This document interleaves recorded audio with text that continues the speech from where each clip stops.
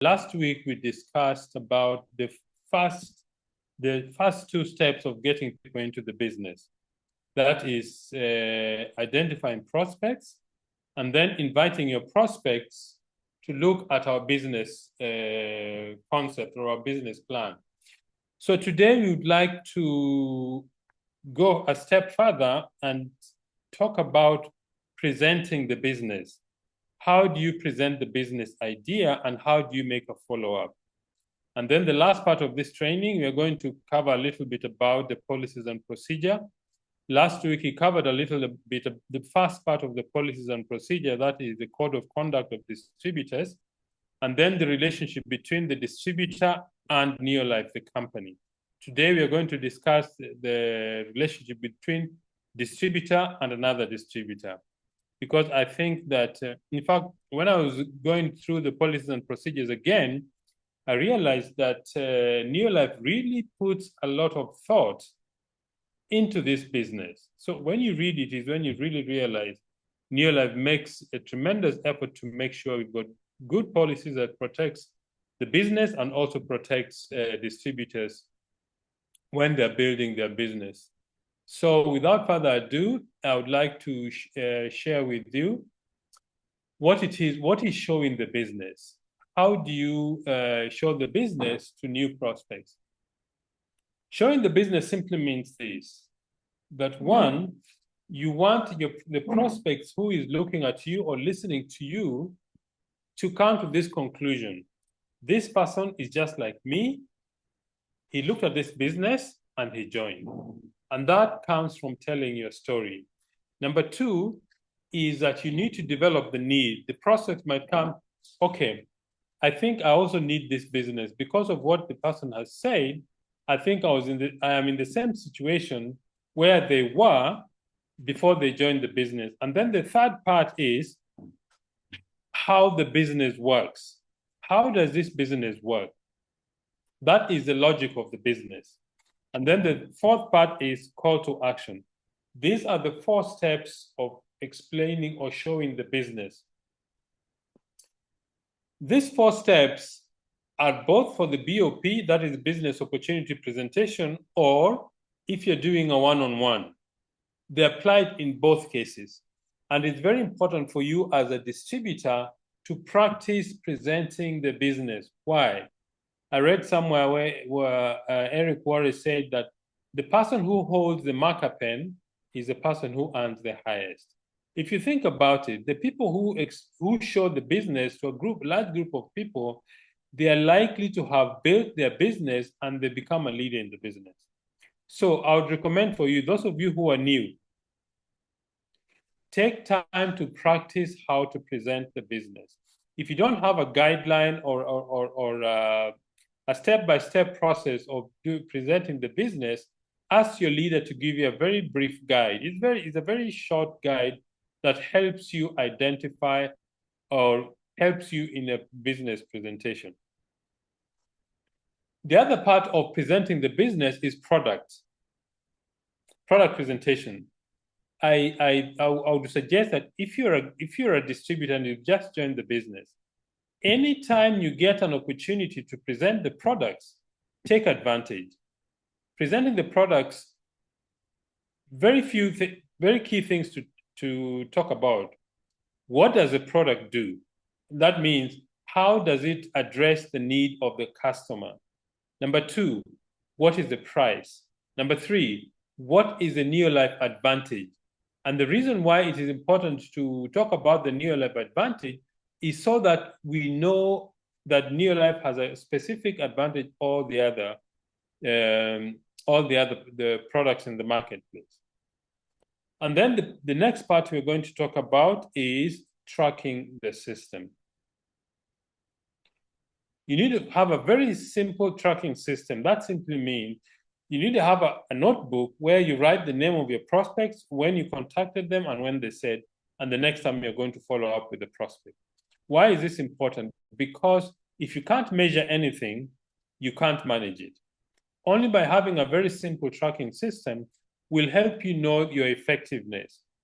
If you speak to 20 people, how many of them actually joined? But you won't know that you've spoken to 20 unless you have a place where you write the people you've spoken to, when you've spoken to them, and how many people you've spoken to during a specific period of time. And then ask them to set a date for the next meeting. Remember, the main idea about having a meeting is to set up the next meeting. And the reason for that, it helps you follow up with your prospects. Let me go back to showing the plan. You will notice that every presentation we do, or every presentation I do, the first part of the presentation, I talk about our story very briefly, 2-3 minutes, how Betty and I came to join the business. Why is that important? Because every single person has a story. And when you tell your story, it's very easy for the prospects to relate to your story and actually follow what you're talking about. The next thing is develop the need. That means that what does the business and the product fulfill in the needs of the prospect or the customer? Develop the need. You notice that in the presentation, we talked about the products and the company. We talk about the good for cellular nutrition. That is developing the need. We talk about everybody needs the kind of product Neolife makes or manufactures. That is the need part. The logic, explaining how the business works. 3 parts. Using the products, sharing the business and the products, personal development. That is the logic of the business. That is how the business works. That is how the business is built. And that is how you grow your business. So make sure you understand the logic. And the very effective way of doing this, use a guideline. You notice that when we do a Zoom meeting, we always use a presentation guideline. If you're doing a meeting in a group of people and you're using a flip chart, the person who is doing the presentation, you will see they always divide the presentation in these 4 areas: ID, developing need, the logic of the business, and call to action. Call to action simply means that you tell the person what they need to do to get started. That is what showing the business plan is. And then the product presentation. Let me say you've got one of the products you want to do is ProVitality. Describe what ProVitality does. ProVitality is a combo of 4 different products: carotenoid complex, which strengthens our immune system; multi, which is a multimineral and multivitamin that gives our body the nutrients it needs; omega-3, which is a salmon fish oil that reduces inflammation, helps with brain functions, helps reduce high blood pressure; and then threonine is what helps the cells to absorb nutrients effectively. Then you give the price. There are different prices in different markets. And then the Neolife Advantage. Based in nature, backed by science, made from natural food sources. Why is that important?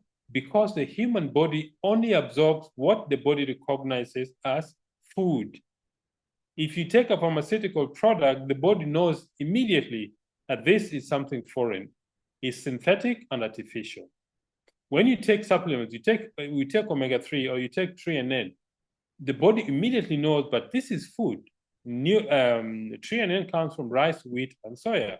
That is why the body absorbs it very efficiently. Okay? Then your tracking system. Now, what is following up? Following up is honoring what you would say. If you've shown somebody the business, the next thing you're going to tell them, okay, what did you like about the presentation? Did the presentation make sense? If it did, what did you like most? Do you think you're going to get involved with us in the business? Or are there any clarifications you need? If they say yes, they enjoy the business, they make sense to them, ask the question, when would you like to start? And when can you get the money to get started? Many times, when I was new in the business, I was reluctant to ask people for the money. It's very important for you to ask the money because somebody has to commit to join the business. And they only commit when they get the money from out of their pocket. Okay? So honor what you promised. Number 2, the average person needs 4 to 6 exposures before they either join the business or they buy the products. Some people maybe 5, 6, 8, and 9 exposures. So don't give up when somebody says no, or they're not interested, or they need information. Be very patient with them and be patient with yourself. Number 3, condense exposures for better results. That simply means that don't spend 45 minutes doing a one-on-one. Spend 15 to 20 minutes doing a one-on-one. Or send them a video or something that explains our business. Okay? So, and the other reason why you need to condense the exposure is you are actually training the person. When a prospect sees that you spend only 10 minutes to explain the business, they know that also when they get started, they don't spend a lot of time trying to explain the business or trying to convince people. If you spend an hour or an hour and a half trying to explain the business, they also think in their mind that I'm also going to have to do this presentation for this long just to speak to one person. Okay? Number 4, objections. For all these years, Betty and I have been in the business, I've had all sorts of objections. Or I don't have time. Or this is a pyramid scheme. Or I don't think this thing will work. Or I don't have money. Or I'm not good at selling. All those excuses or all those objections, they can be summarized to only 2 things. Number 1, the prospect has limiting beliefs in their ability to make the business a success. And the best way to go to overcome this is to share your story. For example, somebody will come to you and say, you know, I'm not a good salesperson. I don't think this thing will work for you, for me. How do you respond? Well, I understand your comments and objection. I also felt that way, but I found out that this business has very little to do with sales. This business has got to do with transferring information about our products and about what our business does. It's called the feel, felt, found rule. I know what you feel like. I also felt that way when I got started, but I found out that this business has got very little to do with sales. Yes, we sell products by recommending, but a big portion of our business is we teach people what nutrition is. The other main reason why people don't believe in it is they have a limited belief in network marketing. Somebody will say, this is a pyramid scheme. The same response. I know how you feel. I've met some people who felt the same, but I discovered the difference between a pyramid scheme and network marketing business. And it's broken down to only 3 items. Number 1, a pyramid scheme is illegal. A network marketing, there's a business that we sell products to the marketplace. Number 2, a pyramid scheme, the first person who joins is a person who earns a lot of money. In our business, people you introduce can earn more money than you do. Number 3, in our business, there's a regulatory body. There's a body that regulates our industry, which is the Direct Selling Association. A pyramid scheme, there is no regulatory body, and the company does not have any headquarters. If you ask where their office is, they won't tell you. Okay? In our company, New Life has offices around the African continent. You can refer them to the office. They go and check out the office. Okay? Number 4, the questions to close. If somebody has seen the business, ask very simple questions. Did the business idea or the presentation make sense? Okay? You see, because of the simplicity of our business, most people understand the business quickly. And by the way, some people join the business without understanding how the business works.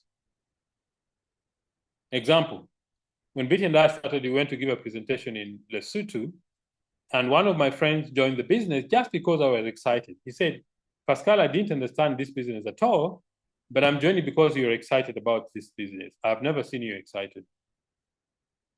So, first question, did the business make sense? Next question, what did you like most about the business? Is it the product or the business on side or both? Why is this question framed that way? Because we want to only elicit positive response. That's why we say, what did you like most? Don't ask a prospect, what do you think? They will tell you what they think. and 70 to 80%, it's negative. So ask the question, what did you like most about the business? Number 4, do you see yourself achieving your dreams through our business? That question helps them to think about their dreams and goals and link it with our business. And the last question, well, if you're excited and you're ready, here is the application form. How do you want to pay? Do you want to pay by M-Pesa, bank transfer, or you're going to pay cash and deposit in the company's account? Ask for the money, because most prospects assume that you invited them for the business. They know they need to pay some amount. Ask them to go and look for the money. Okay? If they don't have, ask them for a deposit. All right?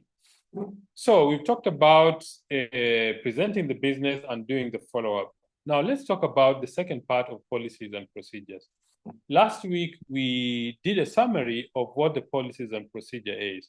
The code of conduct, that is how we need to conduct ourselves in the business. Simple, integrity. The 5 basic things about our business. Honesty and integrity, people are number 1. Products that work, equal opportunity for everybody, long-term view. Those are very simple, straightforward things. And then the first part, we talked about distributorship. That is your relationship with the company, what the company expects you as a distributor, and what you expect from the company. So we discussed a little bit of that. The next one I want to discuss today is a line of sponsorship. Why is this important? This is important because Neolife recognizes that the line of sponsorship cannot be changed, because it gives distributors the freedom to build the teams without thinking that they're going to work hard and the person they've sponsored will be linked to another distributor. Neolife is very insistent. Neolife is very firm on this no transfer of line of sponsorship, because this creates stability and freedom for distributors to build their business. Think about this. You build a business as big as Charlie Bolton, and then the line of sponsorship is transferred to somebody else. It doesn't make sense. That is why Neolife is very, very firm on the line of sponsorship. I recommend to you, please go back to your kit, get this document and read through it. I'm just giving a summary. The next one is no cross-selling. What is cross-selling? Cross-selling means you buy products and you sell to a distributor who is not in your line of distributorship. Why is that discouraged? Because it undermines the effort of distributors. So, no cross-selling. I can't buy products and then, for example, one of my dear friends, Fred Gichuki, is in Nairobi. We are cross downlines of Hansi Kronia. I cannot buy products and try to sell in somebody, Fred Gichuki's team. It's unethical. That is what it means by no cross-selling. I cannot sell products to a distributor who is not in my line of sponsorship. Number 2, it's not even wise to buy products and sell to your downline. Their downline should buy products from the warehouse themselves. All right? That is why we say our business basic thing: use the products, share the products. That means you buy products to sell to your own customers, not to the customers of your downlines. The next thing, the purchase and sale of distributorship. I would recommend that please take time and read this carefully if you're a distributor, especially if your goal is to build a large organization. It's only under very compelling conditions, and the company Neolife needs to be convinced of it, that you can actually sell your distributorship. There have to be compelling reasons. The distributor may sell their distributors, but you have to put it in writing to the company and explain why you want to sell your business at least 30 days before the sale. The Neolife has got ways of evaluating the company, what is the company, depending on the profit that the income you expect from the company. So don't be very quick to sell or buy the distributorship. Then another thing about the sale and purchase of distributorship. If you want to sell your business, you need to inform the company in advance, in writing, and the reasons why you want to sell. Your sponsor, the person who introduced you to the business, who is still active, has the first right of refusal. That means you must approach them first. If they say no, they're not interested, then you go to the next person. I think you need to read the policies and procedures, explain in detail. This is just a principle that I'm bringing to your attention. Your sponsor has the first right of refusal when it comes to sale of your business. Then inheritance. Remember that we say in our presentations that this business you can pass down to your children and your children's children. It is true. I know of a business, a friend of mine who lives in Pretoria, Cas Wilsonach. The business is in the third generation in fact, maybe the fourth generation of their family. His father started the business in 1971, passed down to him. Cas has children, and some of the children are in the business. A very important thing about inheritance, the beneficiary must first be an active distributor. Okay? Another aspect of inheritance is if the business has spouses and one of them passes on, the distributorship automatically transfers to the surviving spouse. It's very simple, very just, very clear. Another thing is partnership and cooperations. Individuals is the basis of our business. It's a person-to-person business. You will not find in any application form in Neolife that is the name of a company which is sponsored in the company. You won't find. What you may find is that when people start the business, they may ask the company in writing to pay their commissions to a corporation or a partnership or a trust. But the basis of our business is individuals. When there's recognition, no entity or artificial persons are recognized. The natural person is recognized. Husband and wife, or man or woman, if it's the case. And then the last one I want to mention in brief is a divorce case. And the principal basis of this divorce issue is one distributorship per family. If there are challenges in the marriage or the partnership between husband and wife, the distributorship will be maintained as husband and wife until this divorce is settled and there is a court judgment to that effect. Only there's Neolife Act. Before that, the business is run by husband and wife.